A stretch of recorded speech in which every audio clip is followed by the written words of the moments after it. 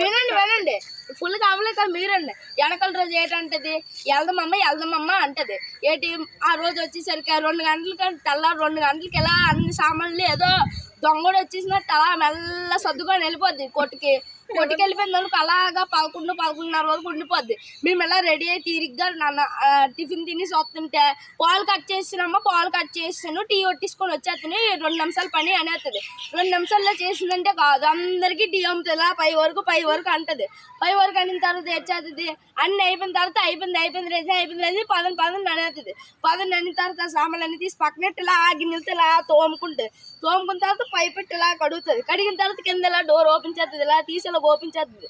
ఈ కడిగిన గిన్నెలు అన్ని కూడా లోపలెడుతుంది. లోపలెట్టిన తర్వాత మళ్ళీ తాళపెట్టి లోపలెట్టేసి కొట్టి జాగ్రత్త అంటది. ఆ కాళీ బాబు ఏమో సరే నువ్వు వెళ్ళరా అనేది వెళ్ళిన తర్వాత సరే అంటది. ఒక ఆటో ఆయన వస్తాడు. ఆటో ఆయన వచ్చి అమ్మ అరికి ఎంతమ్మా బేరం ఆడుతుంది.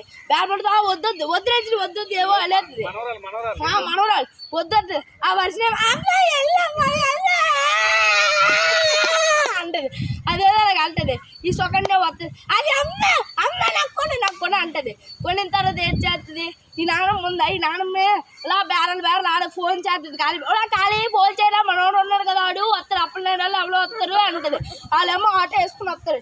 ఎక్కిలోపు 10 నిమిషాలు గ్యారంటీ కథమైపోద్ది. టీ కొట్టుకొని వచ్చేది. అందరూ అన్నం తిని టీ కావాలి కదా అని టీ కొట్టుకొని వచ్చేది. పక్కన మళ్ళీ టీ వేసుకెళ్ళిన తర్వాత మళ్ళీ అరికెళ్ళేసరికి కరెక్ట్గా టైం 2:30 అలాగ అవుద్ది. 2:30 అయిపోతే ఏ పార్కో చేపరాయికో తీసుకెళ్ళేసరికి ఫస్ట్ అన్నం తినేద్దాం తీరిగ్గా అన్ని చూసుకొచ్చి బ్రాకెట్లో తీరిగ్గా అంటది. నమ్ముతున్నా వినండి, తీరిగ్గా అంటది. మళ్ళీ తీరిగ్గా అని అన్నం తినేద్దాం. అన్నం తినేసరికి అలా 3:30 3:45 అలాగ అవుద్ది. అలాగే 10 అనేది పెద్ద ఓల్డ్ వార్ వచ్చేసినట్టు యుద్ధానికి వెళ్ళండి అన్నట్టు 10 అనేది. 10 అనిన తర్వాత ఏడ్చేది. అందరూ వెళ్ళేసరికి చుట్టుముట్టదు కూడా అలాగే వెళ్ళి వచ్చేద్దాం. అయిపోయింది పార్క్. ఇంకా చుట్టుముట్టదు. వర్షం పడిలో ఉందని వెళ్ళిపోతుంది. అంతే ఏట్లేదు అందులో 3, 4, 4:10 అవుతుంది. ఇంకా అంతే బేరం అయిపోయింది.